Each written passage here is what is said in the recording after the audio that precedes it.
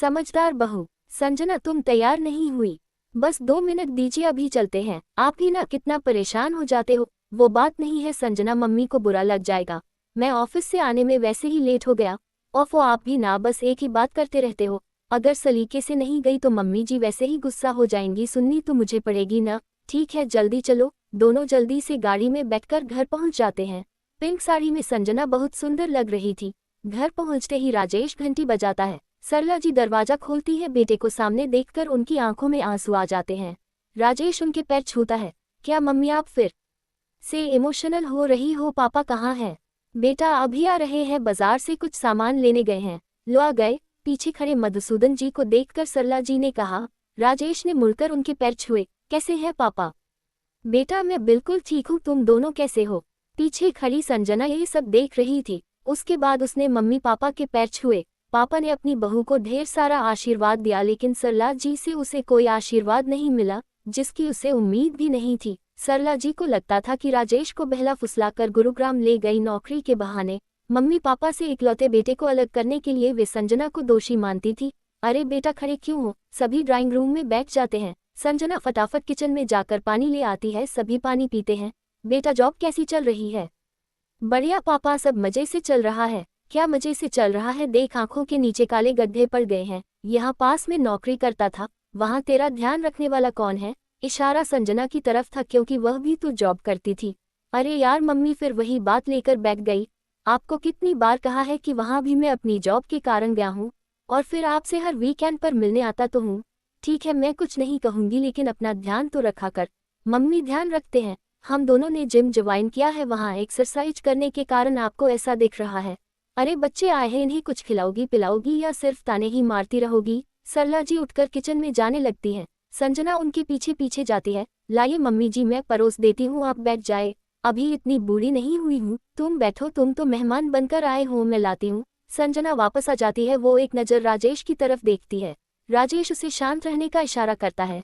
सरला जी कुछ देर में प्लेट में नाश्ता लगाकर ले आती है। चाय पियोगे या कुछ ठंडा? मम्मी आप बैठो, चाय संजना बना लाएगी, आप मेरे पास बैठो, आपसे ढेर सारी बातें करनी है। सरला जी आकर अपने बेटे के पास बैठ जाती हैं। मम्मी तुम हर समय संजना को बुरा भला कहती रहती हो, जानती हो उसे बड़ी मुश्किल से एक छुट्टी मिलती है, उसमें वो जल्दी जल्दी घर के काम निपटा कर आप लोगों से मिलने आती है। अरे 2 लोगों का काम ही कितना होता है। सप्ताह में एक दिन अपने बूढ़े माँ बाप से मिलकर एहसान कर रहे हो, मत आया करो मिलने। जब बच्चे मिलने नहीं आते तो रोती रहती हो, अब मिलने आए हैं तो ढंग से बात करने की बजाय लड़ रही हो। तभी संजना चाय लेकर आ जाती है। उसे देखकर सभी चुप हो जाते हैं। कुछ देर वहां रुककर दोनों वापस अपने फ्लैट पर आ जाते हैं। राजेश मम्मी जी का व्यवहार बदलता जा रहा है, वह तो हर चीज के लिए मुझे ही जिम्मेदार ठहराते रहती हैं। चिंता मत करो, वक्त के साथ सब ठीक हो जाएगा। एक दिन की तो बात होती है, सुन लिया करो, कोई बात नहीं। लेकिन इस एक दिन की टेंशन में पूरा वीक कैसे गुजरता है यह मैं ही जानती हूँ। अगले दिन दोनों अपने अपने ऑफिस चले जाते हैं। संजना लंच में कविता से बात करती है। कल का मूड खराब है यार, कल फिर से राजेश के घर गई थी, वहाँ मम्मी जी ने मूड खराब कर दिया।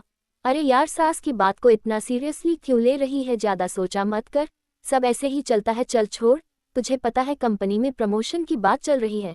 नहीं मैं अब प्रमोशन नहीं ले सकती, पता नहीं कहाँ भेज दे। हाँ ये तो है, लेकिन प्रमोशन भी तो जरूरी है। नहीं यार अब और टेंशन नहीं चाहिए, पिछली प्रमोशन की वजह से आज तक सुन रही हूँ। मम्मी जी को लगता है मैं राजेश को अपने साथ ले गई, लेकिन एक बात सोच, अगर तू प्रमोशन लेती है और यहीं रहती है तो तुम दोनों बड़ा फ्लैट लेकर अपने सास ससुर को अपने साथ रख सकते हो, फिर तो सब ठीक हो जाएगा। तुझे पता है प्रमोशन मिलते ही काम का कितना प्रेशर बढ़ जाएगा, और सास ससुर यहाँ रहेंगे तो घर में भी तो बहुत काम करना पड़ेगा। उनके सामने राजेश भी काम को हाथ नहीं लगाते, नहीं तो मम्मी जी नाराज हो जाती हैं। चल ठीक है सोच ले, अपना करियर भी तो बनाना होता है, देखा जाएगा। शाम को राजेश ऑफिस से घर आता है। राजेश पता है ऑफिस में प्रमोशन की बात चल रही थी, मैंने मना कर दिया, फिर से ट्रांसफर कर देते, बड़ी मुश्किल से तो यहाँ सेट हुए हैं। हाँ ठीक है संजना, अभी कुछ दिन ऐसे ही चलने देते हैं, मैं भी कहीं नहीं जाना चाहता। सुनो मुझे 1 हफ्ते के लिए बाहर जाना है, तुम इस शनिवार अकेली मम्मी पापा से मिलने चली जाओगी? राजेश लेकिन तुम्हें पता है मम्मी जी को मेरा आना पसंद नहीं है, वह तो बस तुम्हें देखना चाहती है। वह तो मैं जानता हूँ, लेकिन अगर हम दोनों में से कोई नहीं गया तो उन्हें चिंता हो जाएगी। ठीक है मैं चली जाऊंगी। शनिवार को राजेश के मम्मी पापा से मिलने पहुंच जाती है। राजेश नहीं आया, क्या बात है? मम्मी जी वो बंगलौर गए हैं, कंपनी के काम से मंडे तक आ जाएंगे। पहले तो मुझे बता कर जाता था, अब की बार बताकर भी नहीं गया। मम्मी जी अचानक जाना पड़ा, मंडे को आते आपसे मिलने आएंगे। कोई बात नहीं बेटा, तुम बैठो, मैं आप दोनों के लिए गाजर का हलवा लाई हूँ, मम्मी जी को बहुत पसंद है। सरला जी को संजना की बातों में कोई इंटरेस्ट नहीं था, उनकी आंखें राजेश को देखने को तरस रही थी। संजना ने हलवा परोस कर दिया तो सरला जी ने जैसे तैसे खा लिया। बेटी की चिंता में उनका मन उदास हो चला था। कुछ देर वहां रुककर संजना उनसे विदा लेकर घर आ गई। रात को करीब 2 बजे अचानक संजना के फोन की घंटी बजी। संजना ने देखा अनजान नंबर से फोन था। हेलो, कौन? संजना जी बोल रही है, मैं अपोलो हॉस्पिटल से बोल रहा हूँ, आपके पति का एक्सीडेंट हो गया है, आप जल्दी से आ जाए। क्या हुआ उन्हें, वह ठीक तो है? जी वो अभी आईसीयू में है, आप आ जाए बस। संजना की आंखों से आंसू बह रहे थे, वह जल्दी से अपने भाई सचिन को फोन करके सब बताती है। सचिन गाड़ी लेकर संजना के फ्लैट के नीचे पहुंचता है। संजना रोती हुई गाड़ी में बैठ जाती है। दीदी चिंता मत करो, थोड़ी बहुत लगी होगी, लेकिन जीजा जी तो कल आने वाले थे, पता नहीं उन्होंने तो कुछ बताया नहीं, कब फ्लाइट ली कब दिल्ली आ गए। मैं मम्मी पापा को बता देती हूँ। नहीं दीदी, पहले हम जीजू को देखते हैं, वे घबरा जाएंगे आपको छोड़कर।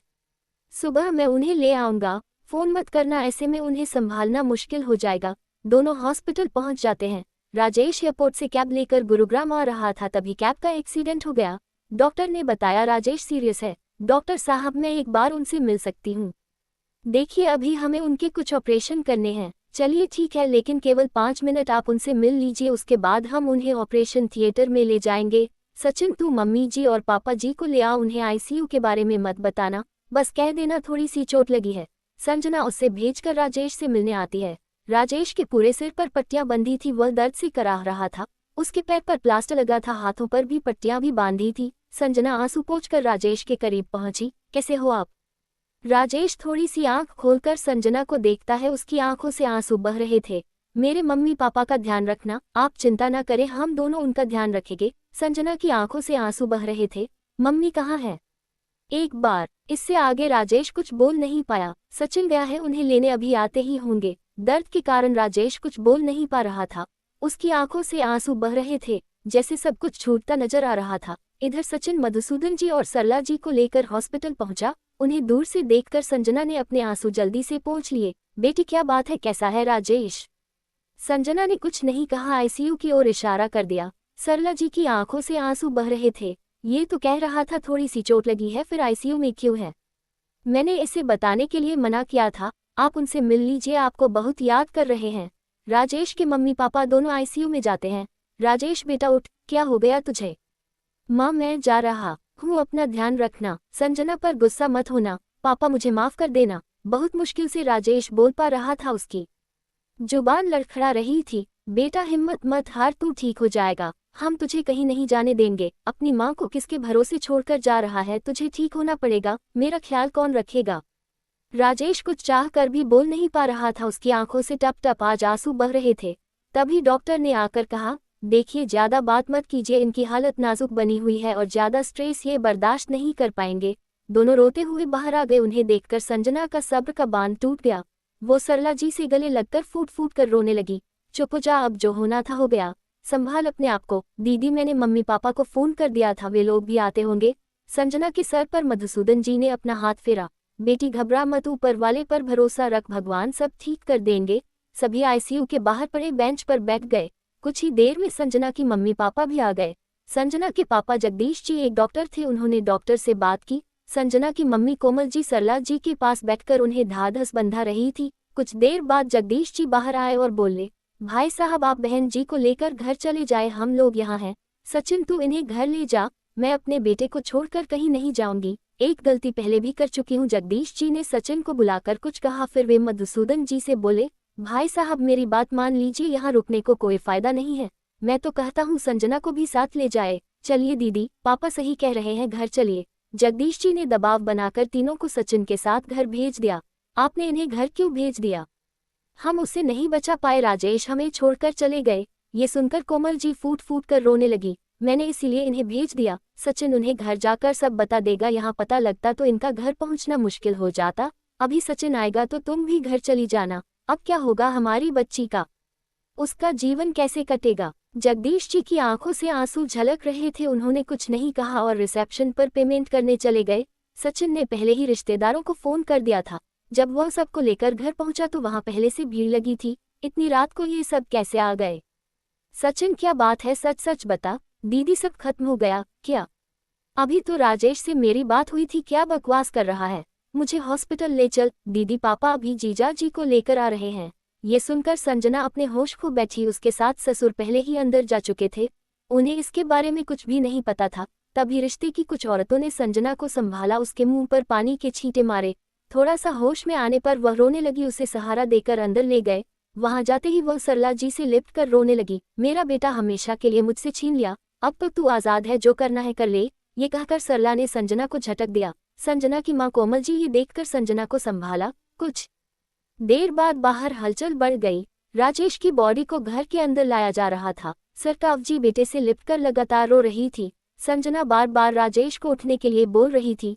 घर का माहौल बहुत गमगीन हो गया था। जगदीश जी ने जल्द से जल्द अंतिम संस्कार की सारी तैयारियां की और अन्य रिश्तेदारों के सहयोग से उन्होंने राजेश की अंतिम यात्रा जल्दी शुरू कर दी, जिससे परिवार में से किसी की तबीयत खराब ना हो जाए। सभी राजेश को लेकर चले गए। संजना को कुछ औरतों ने नहला कर बैठा दिया। संजना अपनी मां से लिपटकर रोए जा रही थी। अचानक इतना सब हो गया कि किसी को सोचने समझने का मौका ही नहीं मिला।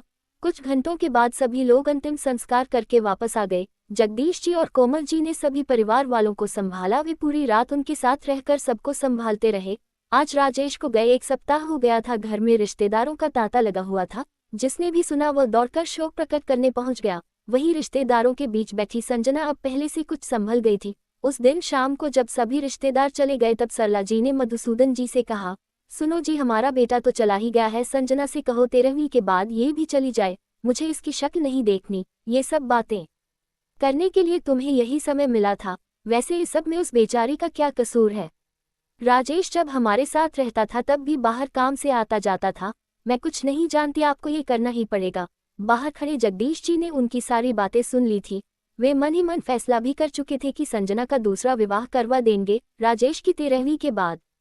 सारी रस्में पूरी हो चुकी थी, सभी रिश्तेदार चले गए। तब जगदीश जी ने कहा, अब जो कुछ होना था वह सब हो चुका है, आगे क्या करना है इसके बारे में हमें बात करनी चाहिए। आप चाहे तो संजना आपके साथ रहेगी, अगर आप नहीं चाहते तो इसे मैं अपने साथ ले जाना चाहता हूँ। यहाँ रहने का तो सवाल ही पैदा नहीं होता, आप इसे ले जाए। वैसे भी अभी तक तो आप इसकी दूसरी शादी के बारे में सोच चुके होंगे। हाँ, यही ठीक रहेगा। इसे दूसरी शादी करनी है या नहीं उसका फैसला मैं इसी पर छोड़ रहा हूँ। चल बेटी संजना, वहाँ से फ्लैट खाली करके घर चलते हैं। पापा, आप भूल रहे हैं मैं अपने घर में हूँ, आप मेरी ससुराल में है, आपको जाना चाहिए। लेकिन बेटा, ये लोग तुझे रखना नहीं चाह रहे हैं। हाँ, तुम्हारे पापा ठीक कह रहे हैं, जाओ अपने घर। मम्मी जी, आप कुछ भी कहती रहे, मैं आपको अकेला छोड़कर नहीं जा सकती। राजेश ने मरते समय मुझसे वादा लिया था कि मैं आपका और पापा जी का ध्यान रखूं। अपने पति की अंतिम इच्छा को मैं हर हाल में पूरा करूंगी।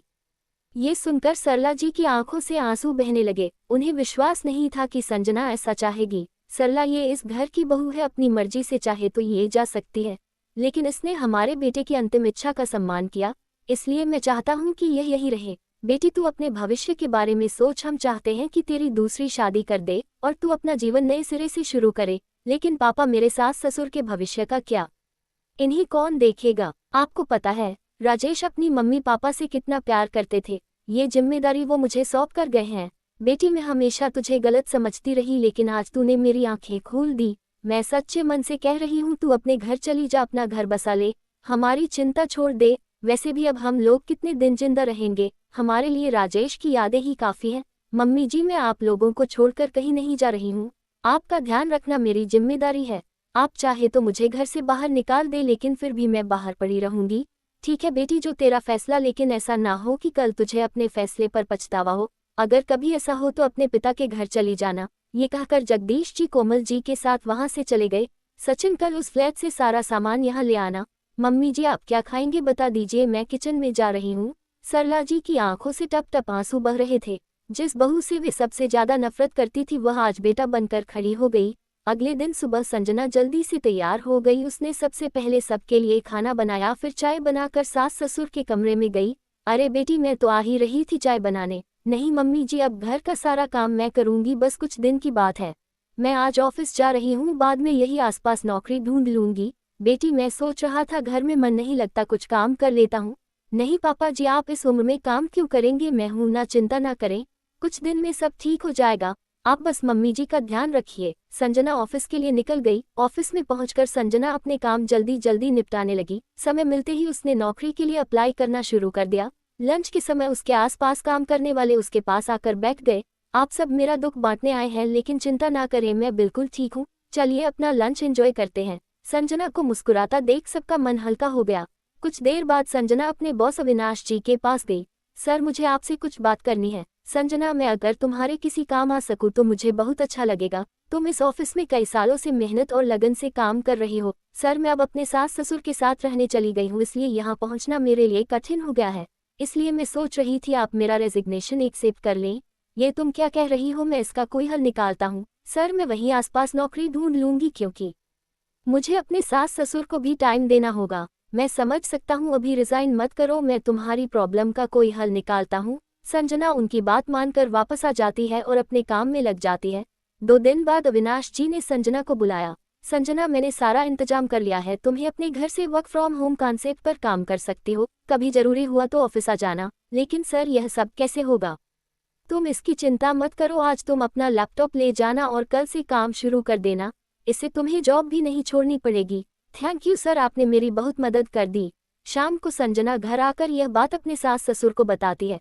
बेटी, जब से राजेश का एक्सीडेंट हुआ है हम तुम्हारे बाहर जाने पर डरते रहते हैं। तुम्हारे बॉस ने बहुत अच्छा किया, भगवान उन्हें तरक्की दे। कुछ दिन बाद एक दिन दोपहर को घर की घंटी बजी। संजना ने गेट खोला तो सामने अविनाश जी खड़े थे। सर, आप? संजना, कुछ जरूरी काम था, एक प्रेजेंटेशन बनानी थी। सर, मुझे बताते मैं आ जाती। नहीं, इतना टाइम नहीं था, इसलिए मैं आ गया। तभी मधुसूदन जी और सरला जी आ गई। अविनाश जी ने उनके पैर छुए। मम्मी जी, ये मेरे बॉस हैं। बेटा, तुमने इस कठिन समय में हमारी बहुत मदद की है। बैठो, मैं तुम्हारे लिए चाय बनाती हूँ। नहीं आंटी जी, आप चिंता ना करें, मुझे कुछ जरूरी काम था इसलिए आना पड़ा, नहीं तो आप लोगों को डिस्टर्ब नहीं करता। बेटा, इसे अपना ही घर समझो। चलो, काम के बहाने तुमसे मिलने का मौका मिला। तुम दोनों काम करो, हम अंदर बैठे हैं, कुछ चाहिए तो बता देना। इसी तरह समय बीत रहा था। अविनाश जी कई बार घर आने लगे थे। अब वे घर में काफी घुल मिल गए थे। एक दिन संजना बाहर गई थी। सुनो जी, मुझे लगता है संजना अविनाश जी को पसंद करती है। क्यों ना हम दोनों की शादी कर दें? हाँ, मैंने भी नोटिस किया है, तुम संजना का मन टटोल कर देखो। सरला जी संजना से बात करती है, लेकिन वह साफ मना कर देती है। मैं ऐसा कैसे कर सकती हूँ मम्मी जी, मैं आप लोगों को छोड़कर कहीं नहीं जा सकती। बेटी, हम अपना ध्यान रख लेंगे, तेरे आगे पूरी जिंदगी पड़ी है। अगले दिन संजना जब काम कर रही थी तब अविनाश जी का फोन आता है। संजना, आज एक क्लाइंट के साथ मीटिंग है, क्या तुम मेरे साथ चल सकती हो? मैं तुम्हें घर से ले लूंगा। सर, बात यह है कि अगर आप बार बार मेरे घर आएंगे तो मेरे सास ससुर और मोहल्ले वाले पता नहीं क्या सोचेंगे। मैं आपका दिल नहीं दुखाना चाहती, लेकिन आप जानते हैं एक विधवा को समाज किस नज़र से देखता है। अगर आप चाहे तो मैं रिजाइन कर सकती हूँ। मुझे माफ़ करना संजना, मैं समझ सकता हूँ, तुम्हें रिजाइन करने की जरूरत नहीं है। हम लोग सारा काम ऑनलाइन निपटा लेंगे। इसी तरह कुछ दिन बीत गए। एक दिन सरला जी ने संजना से पूछा, बेटी, बहुत दिनों से अविनाश नहीं आए? माँ जी, मैंने उन्हें यहाँ आने के लिए मना कर दिया है। लेकिन क्यों? माँ जी, मुझे बहुत सोचकर चलना होगा, उनका बार बार यहाँ आना। कल कोई उंगली उठाने लगे तो क्या होगा? लगता है बेटी, उस दिन की बात तूने दिल से लगा ली। हमारा वो मतलब नहीं था, हम तो बस तेरा मन टटोल रहे थे।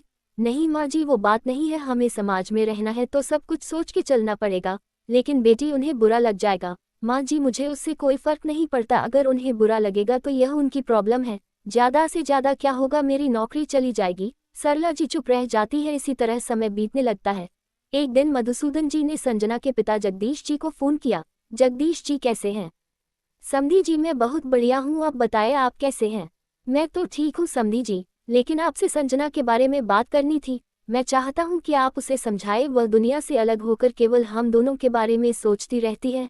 जहाँ तक कि अब उसने अपनी नौकरी भी दांव पर लगा दी है।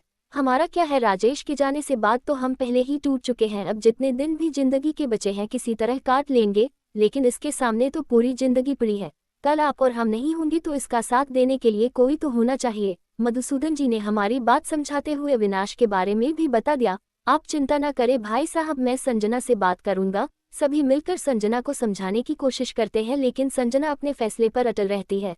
आप सबकी बात सही है, लेकिन मैंने भी राजेश से कुछ वादा किया था, वह मैं किसी भी हाल में नहीं तोड़ सकती। इसी तरह कुछ दिन और बीत जाते हैं। सरला जी और मधुसूदन जी बहुत दुखी रहने लगते हैं। एक दिन दोनों चुपचाप घर छोड़कर जाने का फैसला करते हैं। दोनों एक दिन चुपचाप रात को एक बैग में अपने कपड़े लेकर घर से निकल जाते हैं। घर से बहुत दूर मधुसूदन जी ने एक वृद्धा आश्रम में बात कर रखी थी। दोनों उसी के लिए रवाना हो जाते हैं। घर से बाहर निकलकर सरला जी पलटकर एक बार अपने घर की ओर देखती ही उनकी आंखों से आंसू बहने लगते हैं। क्या दिन देखने पर रहे हैं, चुपचाप निकल चलो, हमें अपनी बेटी के भविष्य के लिए कष्ट उठाने ही होंगे। इसलिए मैं अपने बैग में कार्ड, घर के कागज, अपना फोन सब छोड़ दिया जिससे वह हमें ढूंढ ना सके। दोनों रात की ट्रेन पकड़कर एक अनजान शहर के वृद्धाश्रम में पहुंच जाते हैं। सुबह जब संजना अपने सास ससुर को चाय देने जाती है तो वहां उसे एक खत मिलता है। बेटी संजना, हमें माफ कर देना, हम घर छोड़कर जा रहे हैं। हमें ढूंढने की कोशिश मत करना, जिंदगी में आगे बढ़ जाना। अब तुम्हारे ऊपर कोई बोझ नहीं है। हमारा आशीर्वाद हमेशा तुम्हारे साथ रहेगा। ये पढ़कर संजना के होश उड़ जाते हैं। वह निढाल होकर जमीन पर गिर जाती है। उसकी आंखों से आंसू बह रहे थे। यह आपने क्या किया? राजेश की तरह आप भी मुझसे मुंह फेर कर चले गए। मेरे तो जीने का मकसद ही खत्म हो गया। संजना बहुत देर तक बैठकर रोती रहती है। कुछ देर बाद जगदीश जी वहां आते हैं। पापा, आपको सब पता था ये लोग जाने वाले हैं? आप मुझे बता सकते थे, मैं उन्हें रोक लेती। नहीं बेटा, मुझे कुछ नहीं पता था। अभी 1 घंटे पहले ही मधुसूदन जी ने फोन पर बताया कि वे स्टेशन के बूथ से बोल रहे थे। उन्होंने ही मुझे यहाँ तुम्हें संभालने के लिए भेजा है। संजना जीवन की उस दोराया पर खड़ी थी जहाँ से एक सड़क उसे नई जिंदगी की ओर ले जा रही थी और दूसरी उसे अपने सास ससुर को ढूंढने के लिए मजबूर कर रही थी। संजना इसी कशमकश में फंसी थी कि क्या करे, कहाँ जाए। दोस्तों, कहानी पसंद आए तो हमें कमेंट में बताएं। अगर आप चैनल पर नए हो तो एक लाइक और सब्सक्राइब जरूर करें।